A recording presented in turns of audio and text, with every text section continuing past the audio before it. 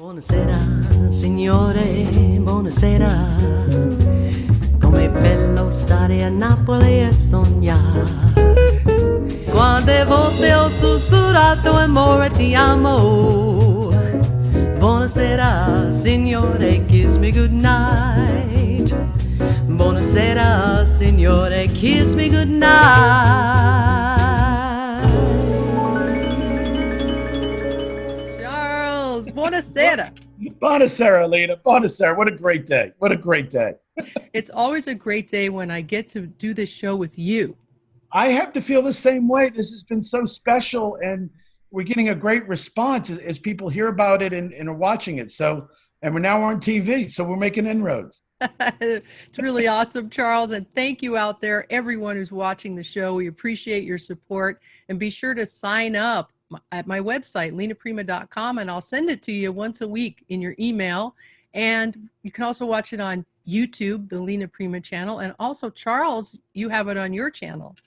Sicily Journal is our YouTube channel, and it's a great way to watch it. But, you know, Lena, I just want to tell you, you've put together a great variety show that rivals Johnny Carson. So this is a lot of fun. Oh, Charles. So listen, Charles, my background today is Ragusa Sicily, and it's known as the Two Souls City. One is modern and the other one is ancient. And this duality came after the famous 1693 earthquake, when the Ragusans adopted the 2-by-1 formula. I don't know what that is. One is called Ragusa Superiore, is the new town, and Ragusa Ibla is the ancient town. So do you know anything about Ragusa?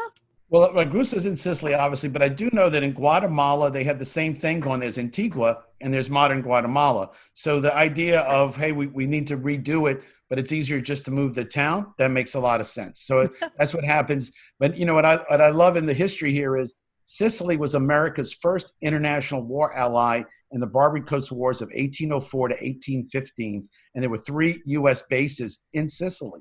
So Ragusa was there, and a lot of Sicilians fought with the American Marines. So it's a great relationship between Sicily and America. Well, that's awesome, Charles, that you have this knowledge. I knew you would know some stuff about Ragusa. It's so beautiful. It's on a hilltops. It just looks really nice. You know, it's on the east side. So I think the deal is to come into Palermo and you do a loop. And the cultural center has trips where you do the whole tour of the island, the perimeter, which would be a great thing to do. So, Charles, you were in Chicago for a special event. Tell us about what was going on there. Lena, I have to say this very special event, you know, on March 14th, 1891, 130 years ago, was the lynching in New Orleans. And they put on a tremendous exhibit, and they had Frank Maselli and myself come up there and speak. Thank you, sir. Our final speaker of the day is also from New Orleans. He's an author, he's a historian, he's a film producer, Mr. Charles Marsala. Thank you, Ron, the Joint Civic Committee of Italian Americans, and thank you, Chicago. Thank you. New Orleans and Chicago share many things. Chicago's been that place where Armenians come for a platform. In 1915, Nick LaRocca was playing a new type of music, and he was asked to come to Chicago. Here, jazz music became jazz music and went international.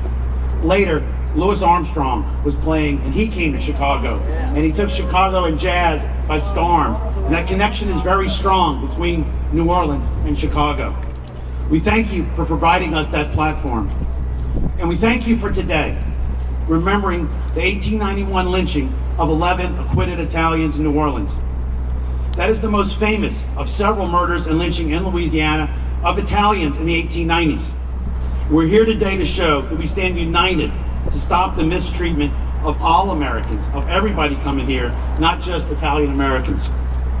To honor the legacy of our ancestors who for centuries worked hard, and to respect our forefathers and mothers who contributed to America's success in overcoming tremendous challenges. We will not forget them, and their lives cannot be erased. So thank you all for coming today, and thank you all, elected officials of Chicago, for being here. Thank you. So Mother Cabrini on the other side of the park was her hospital. There's Our Lady of Pompeii Church. And as you go in the other direction, there's a great shopping area with a lot of Italian restaurants from the park. And they have all the streets kept the original names, but they made them honorary names of Italians. So it's a great, great area. And those are great people. They gave us support to this past weekend for the lynching. It was beautiful, very respectful. They rang a bell in honor of everybody. The Chicago City Council was there. Again, they were cooking food. It was just a really nicely professional, very respectful done way it was presented to us. Well, that's fantastic, Charles. And I'm glad you got to go and speak. Thank you, Lena. And I had some great food at Carmine's on Saturday night. We had great food in Little Italy in Chicago for lunch on Sunday. So it's a beautiful day. Yeah, I've been there many times. It's wonderful. I see that's your background today is Little Italy in Chicago. I want to give a shout out to Chicago. They're really amazing people up there. And shout out to Chicago Italians. All right, Charles, I have a check this out today. Charles, I think it's time for some Italian cocktails. So today I'm going to tell you about Italian happy hour. Aperitivo. Aperitivo is Italy's version of happy hour, and it's typically a pre-dinner drink meant to whet your appetite for your evening meal. Since Italians normally have lunch around 1 or 2 p.m., aperitivo starts around 6:30 p.m. and lasts till about 9 p.m., which I think is kind of cool because that kind of gives me license to eat. I've always eaten dinner late, and now I feel good about it because it's an Italian thing. It's our heritage. We have to. So aperitivo is meant to stimulate your appetite with drinks and salty snacks like olives and nuts and cheeses before the late dinner. So I have a few Italian cocktail suggestions. The first one, of course, everyone's heard of. It's the Bellini. And it was invented at a place called Harry's Bar, which overlooks the Grand Canal in Venice, by Giuseppe Cipriani. Harry's has been serving cocktails to sophisticated clientele since 1931 and attracted luminaries that include Ernest Hemingway, Truman Capote, Orson Welles, and many more. The Bellini was named after Venetian artist Giovanni Bellini. He used a unique shade of pink in his paintings that was a near match for the color of this classic peach and sparkling wine cocktail that's a mainstay not just in Italy but all around the world. I love this. Can you imagine having a Bellini with Ernest Hemingway or Truman Capote? What a thrill. Pretty cool. Yeah. Well, we can have one and think about that. We will. We can have one with each other. This next one is called a Spritz Veneziano. The Spritz Veneziano is also known as the Aperol Spritz, or in Italy, simply a Spritz. It became popular as a summer drink in northern Italy and has come to be associated with Italian summer. The Aperol Spritz has a beautiful sunset color and a bittersweet fizzy flavor profile thanks to the use of bitter orange flavored Aperol. Make it with dry Italian sparkling wine, Prosecco, for a bittersweet and refreshing cocktail that will tickle your nose with its bubbles and your taste buds with its flavors. Yum! I love this. Summer's here. I know. Does it sound good? This next one is called a Hugo, and it was invented in 2005 in Alto Adige. And it is a fragrant, herbaceous, slightly floral blend of classic Italian ingredients. It's the perfect drink for spring or summer because it's got refreshing mint and a lemon wedge. I love mint. I do, and I love lemon, though. I have to say, Me too. I love lemon. Yes. Yeah. This next one's called a Pirlo. I can't roll my R, but you're supposed to really roll that R. Pirlo. And it's similar to the Aperol Spritz. The difference is that it contains Campari in place of Aperol. Campari was invented in Brescia, Italy in the 1800s, and it's still produced today in Milan. It is a bitter and infused with herbs and fruit. Campari is more bitter and less sweet than Aperol, with a hint of rhubarb. Which, how cool is that? So this drink makes a very good Italian aperitif. And while it isn't as well known as the Aperol Spritz, it's definitely a delicious alternative to its more famous cousin. So they're cousins. You always want to drink with your cousins. So these sound like really yummy cocktails, and you can have an Italian aperitivo. Oh, I love this. I love this. And I want to recommend a place, Jewel of the South Bar on Rampart, right off of Rampart at St. Louis in the French Quarter. Yeah. The gentleman there is an amazing bartender. He's made drinks for many, many years. He was at Arno's and he opened up his own place. Great small plates, but he's also a phenomenal bartender with drinks. So if you want to order those, Chris Hanna knows how to make anything. Oh, great, Charles. Great suggestion. We have to meet up there. We do, and there's another drink. Let's try some of these. Yeah. We will go drink tasting, Italian drink tasting, and we'll invite our friends. We ought to do a show there. Let's do it. We're making a plan. We're making a plan now. So, Charles, did you know that when it's time for dinner after your aperitivo, did you know that the Moscow Mule goes great with spaghetti? I did not know this. I love spaghetti, so I will get a Moscow Mule. Yes. The spicy, refreshing combination of the ginger beer, the lime juice, and the vodka pairs well with robust Italian meals like sausage fettuccine or veal meatball spaghetti. Wow. Yeah, that's something I would have never thought. You always think you have wine with your spaghetti, but who would have thought a Moscow Mule would go good with spaghetti? I wouldn't have thought that. I'm going to have to experiment and go with that and try it one time. So try something new, have some aperitivo and late dinner and be Italian. All right, Charles, guess what it's time for? My favorite part. It's Charles Celebrates Culture.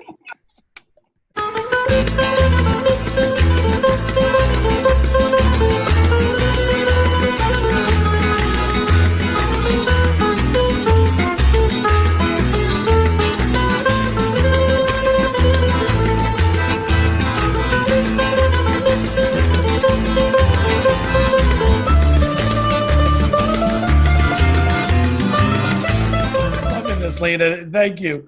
And we got so many great people around here, and this week, we have a special person, Beth Utterback of WWOZ and formerly at WYS, and she had actually done at WYS a 1-hour documentary on the Italian culture.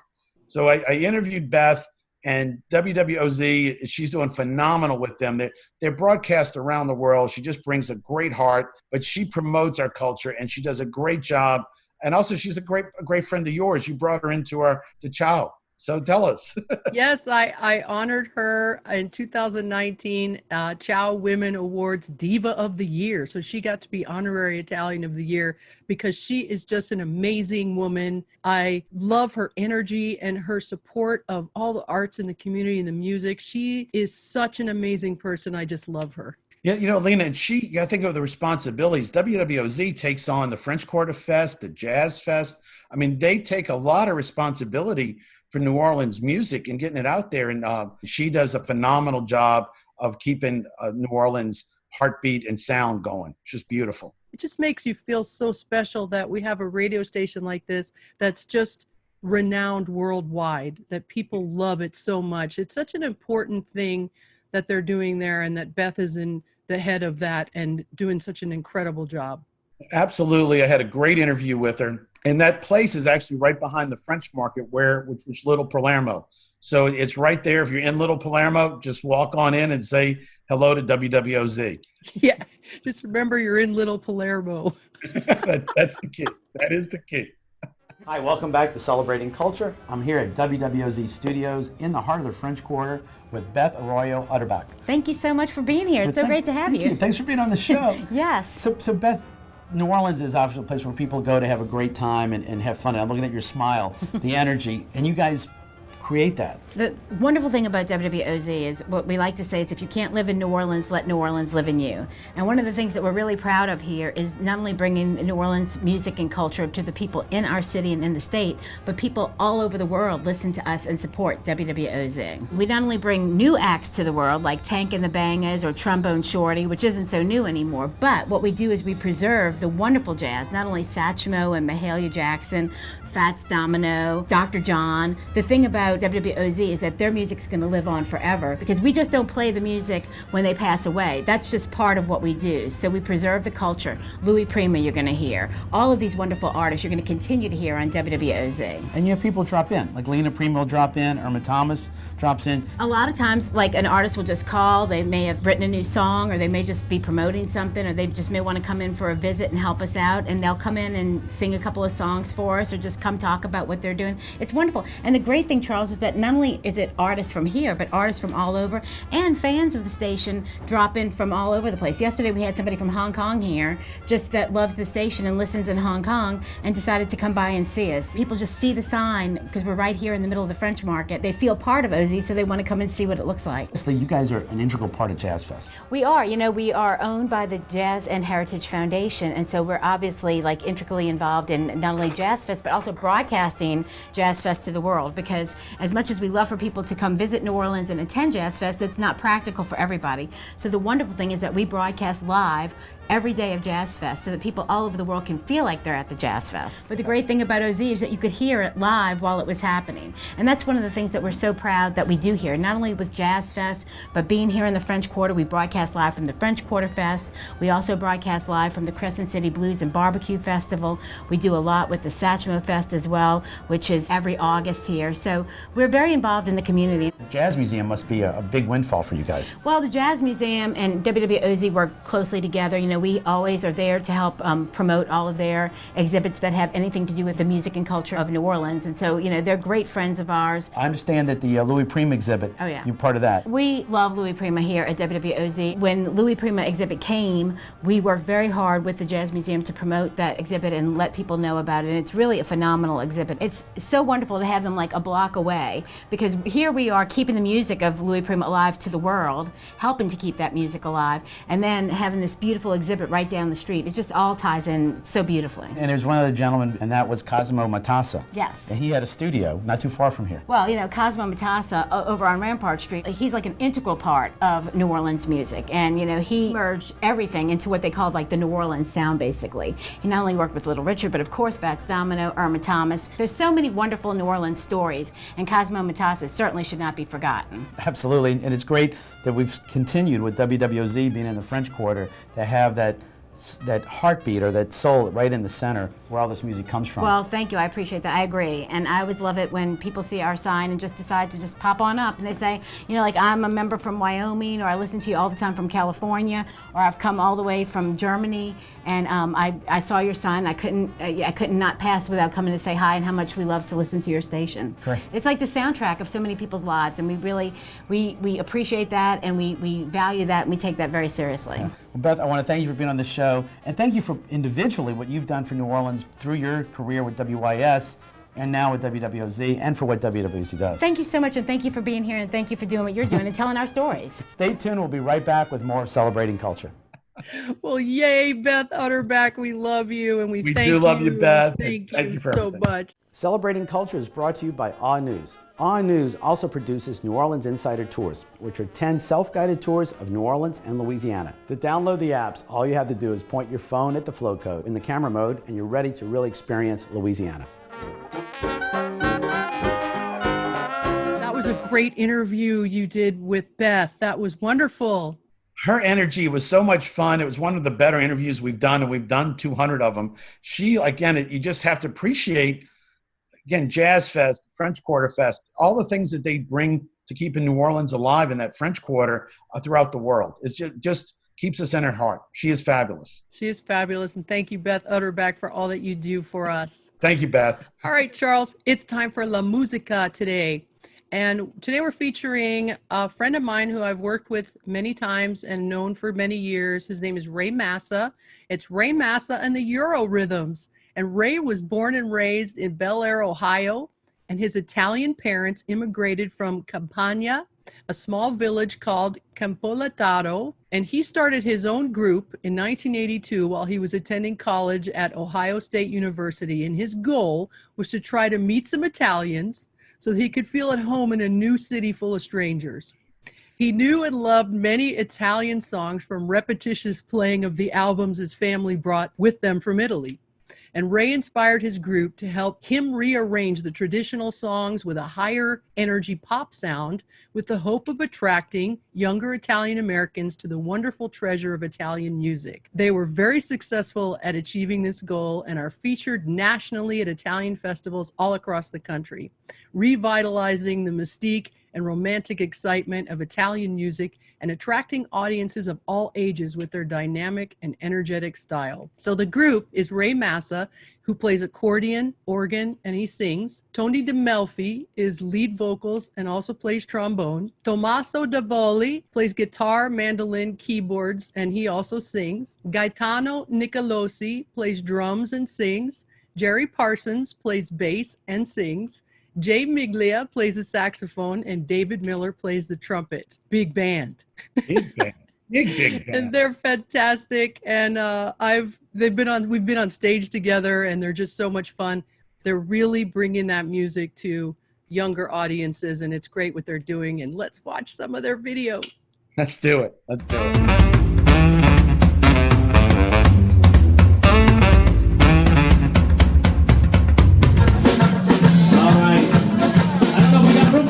Out there.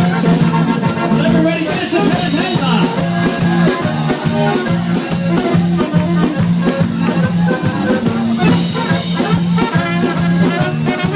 Yeah. All right, you guys in the circle, bring it in the middle, put your hands up high. Hands back. Don't hurt anybody. Do it again. Hands back. Yeah. Let's move it to the right.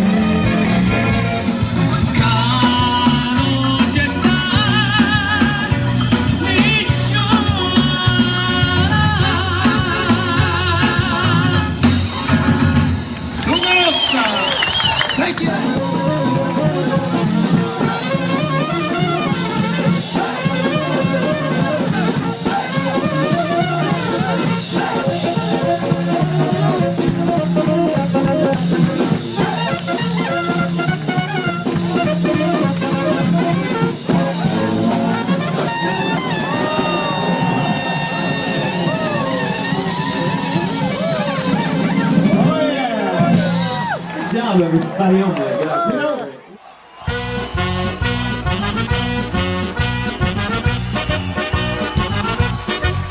E la luna mezzo mare, mamma mia, me maritare.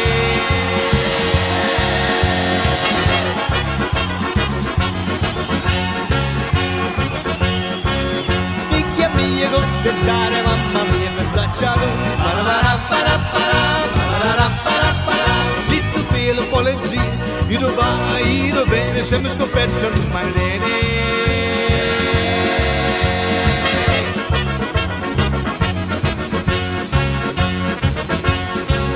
Si cincavolo quando si riscoperti e vigliuzza me, allora, oh mamma, pesce fritto baccalà, oh mamma, pesce fritto baccalà, oh mamma, ne voglio maritare. Trovamma una guagliotta che mi voglio maritare.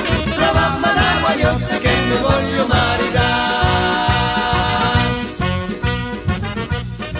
Yay! Boy, aren't they fun? Unbelievable. And you're right. He got the young people. Do you see the young girls that were doing it on the side, and they got everybody holding hands? I've never seen a crowd that big. Yeah. You know, Charles, when I moved to New Orleans and I started performing at the Italian festivals around here, and I saw everybody doing the tarantella, I was just amazed, because when I was a kid, the only time I ever saw that was when I was with my dad as a little girl on New Year's Eve on stage. Wherever he was playing, we were with him, and we'd be on stage with him, and he would play C'è la Luna, and everybody would move the tables and chairs, and they would, in their gowns and tuxedos, start doing the tarantella, and he'd play C'è la Luna. Then he'd go into Hava Nagila. Then he'd go into the Mexican hat dance. And everybody would be going crazy doing all these dances. But that's how I remember the tarantella happening, and I had never seen it until I moved to New Orleans. It was so big here in New Orleans, and actually they did it. The Elenians did it at their annual Christmas, where everybody's in a tuxedo and they're the formal gowns doing the tarantella and wedding. It is a hallmark at weddings, Italian wedding. You have to do the tarantella. It is a great dance, but I have never seen that many people as just did in Portland do the dance. It was phenomenal. Absolutely. I love it. It makes me so happy to see that. And you have to follow Ray Massa and the Eurorhythms on Facebook. And if you get a chance to go see them when all the festivals are coming back, please go, because they're the great. They'll get you in that spirit. Absolutely, Lena. Absolutely. Thank you. I just want to say thank you, Ray Massa, for what you're doing, and keep it up. Keep it going. And I want to point out that there's a lot of Massas in New Orleans area and up to Baton Rouge. So that's an interesting name. I bet he's got some cousins down here. He needs to come here. He does. And we need to hook him up and have a Massa family reunion where all the Massas do the tarantella. We'll have the Massa festival, and he'll play, and then he'll meet his cousins. That's it. Perfect. We can do it, Charles. It's going to happen. It's going to happen. Well, thank you, Charles. I enjoyed the show today so much. I love it, Lena. I mean, and the talent you're bringing in is just great. I love what they're doing for us, and highlighting our culture and our heritage. This is a great opportunity to feature some leading Italians. Thank you. And thank you as well, Charles. What you're doing is fantastic. Maybe one day the word professional Italian is starting to be used a little bit. I like it. I think you are a professional Italian, really. I'm going to end with this. One other thing I learned in Chicago this week, Lena, was James Bond was inspired by an Italian frogman from World War II, from the Italian Navy. Really? Everything is Italian. That's cool, Charles. James Bondini. That's it, Bondini. Well, thank you for watching, everybody, and we will see you next week with an all-new show. Yes, thanks. See you soon. Ciao. Ciao, ciao, ciao, ciao, ciao. Ciao, ciao. Ciao, ciao. Buona sera, signore, kiss me goodnight.